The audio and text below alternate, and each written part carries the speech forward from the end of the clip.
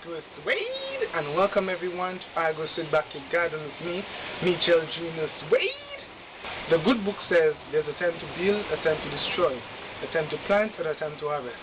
What is that time? A time to destroy. I'm actually going to break down my stand. I call it stand, I don't know what you call it, so you'll just comment and let me know what is the name that you actually call it. Because I'm actually looking online for the specific name and I just can't seem to find it. Some people call it raised bed, but in Dominica, or I know it as a planting stand. So if you know the name for it in your country, just comment below. Now this stand has been here for quite a while and it's time to break it down because the legs of the stand is actually being eaten up by termites. So it's time to break it down, and it's actually leaning more to the west. So I am quite sure pretty soon it's going to break down. I don't want to have the hassle of cleaning it up when it breaks down unexpectedly. So I don't have any plants in there for now, so I'm going to break it down and store my soil so that I can actually build something in that area, which most likely might be a raised bed. And then I'll prepare a new area to actually build a proper stand, one that will be better reinforced and have treated wood. Now I'm going to tell you some things you should know when you're doing your stand, or if you're going to do a raised stand with a greenhouse plastic or greenhouse effect like mine, what you should actually do and what you shouldn't do based on what I already do and what failure I have experienced in doing this.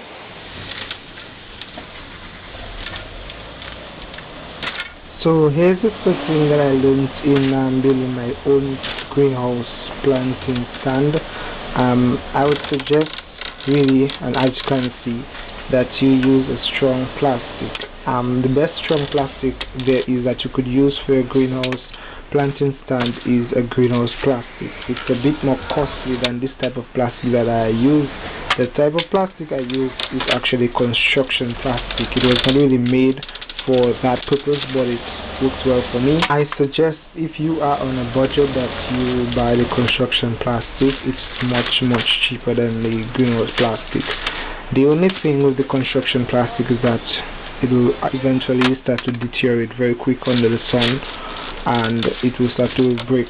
So I would suggest, if you're concerned about it lasting long, then you use the greenhouse plastic. If you're on a budget and you're thinking to yourself that you could maybe change it every 6 months, then you could go ahead with the construction plastic.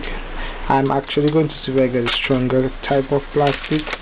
It's not going to be a greenhouse plastic, but I'm just going to see if I get a stronger type of plastic, a bit stronger than the construction plastic but a bit cheaper than the greenhouse plastic.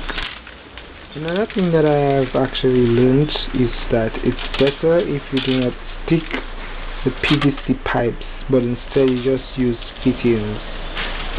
Even with the fittings, some persons they actually go as far as sticking it. Now you could stick it, that's an option, but then you have to know how to actually stick it in such a way that it can dismount with some parts being attached, means stuck together, and some parts just fitting into each other. And I'll eventually practice or do this idea when I'm building my new plant stand greenhouse. Now here's something that I learned very well. Do not use untreated wood in an area that is infected with termites or where you saw termites before. I tell you, this is one of the greatest downfall of my planting stand, that it really fell prey to wood ants, so to speak, or termites. So I suggest to you that you use treated wood, especially for the legs of your planting stand and for the frame, meaning where you're going to put the soil. I would suggest that you use treated wood. You should best put a plastic before pouring in your soil to prevent moisture from getting in contact with your frame of your stand, and also to prevent moisture from escaping from the soil too quick. Because the soil, or because where the plant is growing, is elevated above ground, you would expect that when you pour the water, it will want to go down as quick as possible because of the gravitational pull. So if you have plastic, it will slow down the rate at which the water actually escapes from the base of your stand and drop on the ground or wherever it is that it will fall. So if you have plastic, maybe you can poke some holes in there, but not compared to if you did not have the plastic, the rate at which the water will run through your soil and drop down on the ground, and then all the nutrients and content will just fall. And yet another thing that I learned and I might try, because you have space under your elevated planted stand, because there's space under, you could actually do something maybe to grow or to rear chickens or rabbits. And again, that would be sustainable farming or sustainable backyard gardening, that you have some animals, then you will get the droppings. That's why we suggest that you try maybe rabbits or chickens, and you can get the dropping and apply it back into the soil, and then your plants can get it. So you'll be basically creating a cycle by growing your plants on top, rearing your chicken or your rabbits under, using the manure from the chicken or the rabbit, applying to your soil, and then you can get extra fruits and vegetables from your crop and feed it back to these animals. Sustainable backyard gardening at its best. I mentioned it earlier, but I would just like to touch on it a bit.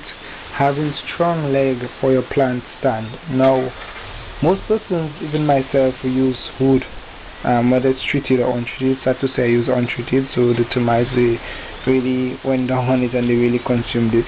But most persons, they use wood. I would suggest that you use perhaps blocks, because that's what I might use next time, blocks, or a PVC, a 4-inch PVC pipe, and then you fill it in with concrete. But that's a bit more costly, to be honest with you. But the thing about it, if you eventually try out that one, that's the PVC with the concrete inside of it, it can last longer, it's stronger, and can sustain basically more weight on top of it. And obviously there will be no termites, and nothing will not really be able to consume it because it's concrete and PVC. So thank you very much for liking my videos. Thank you for subscribing to the YouTube channel.